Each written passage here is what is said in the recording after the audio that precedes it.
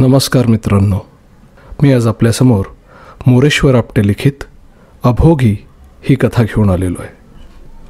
रात्री का दुपारी माहीत नाही, खोकत खोकत कधीतरी त्याने कायमचे डोळे मिटले असावेत. हातभट्टी त्याला जाळत जाळत शेवटाकडे घेऊन गेली. पण आबा असेपर्यंत दिवसातून एकदा का असेना खायला मिळायचं. आता ते पण अवघड होऊन बसले. आबा मरताना मला 3 लहान बहिणी आणि आमचं रक्त शोषणारी अपंग सावत्र आई देऊन गेला. आबा गेल्यावर पोटभर खायला मिळालंय असं फारसं झालंच नाही. लहान बहिणी भुकेपायी बाजारात बसायच्या बाकी होत्या. पण देवाच्या दारात गर्दी खूप असावी, त्याला आम्हाला जगवत ठेवावं लागलं. देव निष्ठुर आहे याची सारखी प्रचिती देत. आबा गेल्याच्या 3-4 दिवसांनीच पोलीस आले. ए चल लवकर, कोण आहे? ए आबा कुठे? काम आलंय, डेड बॉड्या, ट्रॅफिक खोळंबली आहे. ऑर्डरली गुरागत खेकसला. जाऊ देत, पण म्हणजे 2-3 दिवस चूल पेटणार. मी लगबगीनं आबाची हातारं घेऊन निघाले. ऑर्डरली मला नेई ना. लहान बाई माणूस काय कामाचं. ए तुला जमणार आहे का? उगाच टाईमचा वेस्ट करणं. चल. परत ऑर्डरली गुरगुरला. पण उपाशी अण्णाच्या नुसत्या आठवणींनी थुंकी गिळणाऱ्या अभागी माणसाची इच्छा जबर असते. का नाही जमणार? लहानपणापासून एवढंच तर करते मी पण दणकावून सांगितलं. ऑर्डरलीचा नाईलाज असावा.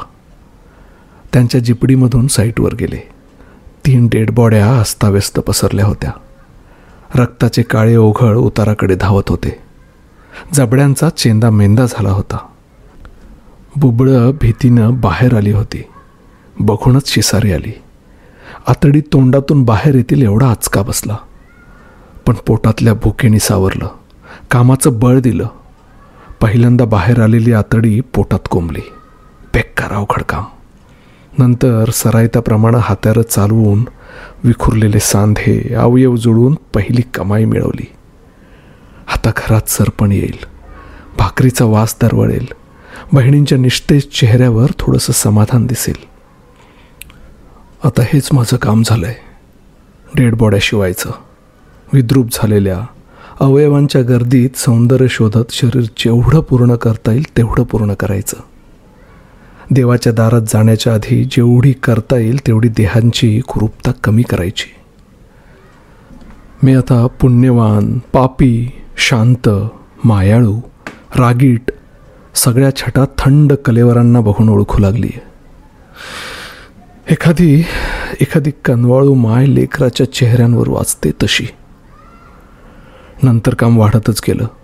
घराला घरपण येत राहिलं. बहिणी शिकल्या, मोठ्या झाल्या, संसाराला लागल्या. कित्येक पापी अचेतन शरीरंसुद्धा जाता जाता आम्हाला जगवायचं पुण्य संचित करून गेली. मृत्यूने गिळलेला प्रत्येक घास आम्हाला घास भरवत राहिला.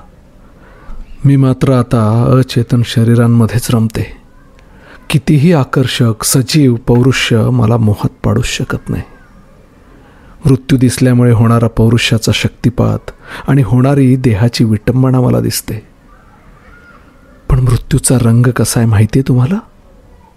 काळा, खोल खोल काळा.